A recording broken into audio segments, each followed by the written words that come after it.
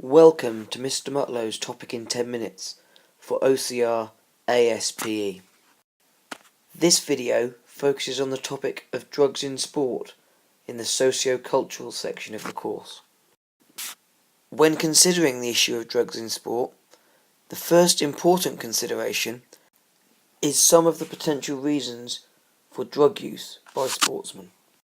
For ease, these reasons can be subdivided into three categories. The first category is physiological reasons. This refers to taking drugs in order to positively affect physical performance, or at least attempt to do so. Examples may include building muscle, increasing energy, increasing the efficiency of oxygen transport, or similar physiological benefits. The second subcategory of potential reasons for drug use in sport is psychological reasons. In simple terms, this would be taking drugs in order to positively affect mental state. Some examples would be steadying nerves, increasing aggression, or increasing motivation. The third and final potential set of reasons for drug use in sport are classified as social reasons. These are factors which affect lifestyle or quality of life. They may include pressure from coaches, a belief that everybody is a drugs cheat and therefore it is necessary to take drugs in order to compete, or indeed the opportunity of earning big money as a result of success being brought about through drug use. When considering the issue of drugs in sport, we must also consider some of the potential consequences. This is important as drug use is not always positive. Drug use has moral consequences. In simple terms, drugs are against the ethics of sport, and therefore taking them is a moral dilemma for an athlete. Equally, drugs have health and well-being consequences. Many drugs are not natural substances, and therefore they can be dangerous or hazardous to health.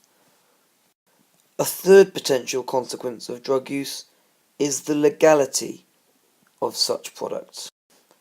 Drugs are illegal in sport, and in many cases they are also illegal in society, and therefore taking banned substances has legal consequences for those involved. The final potential consequence relates to role modelling. A major consequence of taking drugs in sport is the effect it has on youngsters who may see athletes as potential role models. The example of Ben Johnson here is a good one. As the fastest man in the world at the time, he was a role model to many in the 1988 Seoul Olympic Games. Unfortunately, however, he failed a drugs test, and this provided a negative image both for him and for the sport of athletics. Despite the obvious consequences of taking drugs, the benefits, such as victory and fame and fortune, often outweigh these consequences or risks, and therefore drug use is relatively common in the sporting arena. We are now going to focus on some of the potential solutions to the problem of drugs in sport. One obvious potential solution to the problem of drugs in sport is to increase the rigorousness of testing. In simple terms, this means introducing more thorough and strict tests. The idea here is that it would be more difficult to take drugs, as testing would be more common. A second potential solution is to increase the punishments for those who are caught using drugs, so as to act as a deterrent for future use by other athletes. A third potential solution would be to increase the education for coaches and athletes. This education would be focused on two key areas: educating about the risks of drug use and educating about the importance of good role modelling to young people.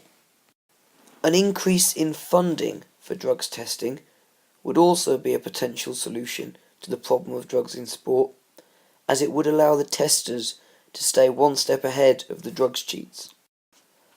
A set of unified anti-doping policies may also help as a potential solution to the problem of drugs in sport. At present, individual Olympic committees or organisations often have different bans to the international associations such as the IOC. Therefore, an athlete may be banned from competing for his country forever at the Olympic Games, but this may not be enforceable due to various court rulings and other organisational policies. Dwayne Chambers is a good example here. A further potential solution to the problem of drug use in sport is to create positive role models and to put them in the media spotlight. It is very rare that people mention a clean athlete as a clean athlete when reviewing their career, but we always refer to those who've cheated and taken drugs as drugs cheats. This highlights the fact that they've taken drugs, but does not necessarily put good role models and clean athletes on a pedestal above those who may have cheated through the use of doping. One of the more controversial potential solutions to the problem of drugs in sport is to legalise drugs entirely. There is an argument that if drugs are legal, there will be little or no need for people to worry about being caught, and therefore drugs in sport will not be an issue. All unfair advantages will be removed, and sport will become a level playing field. This is not necessarily the case, but it is an argument that needs attention paid to it. The final potential solution would be to introduce clean and drug use competitions as separate events. By doing this, those athletes who have previously taken drugs and would like to continue doing so could compete with other athletes in the same situation, whilst clean athletes could compete freely in their own competition without the fear of drugs cheats beating them to the medals. Again, this is controversial, but it is another argument which needs to be considered. It is not inconceivable that the potential solutions to the problems of drugs in sport could come up as a 10-mark question in the exam.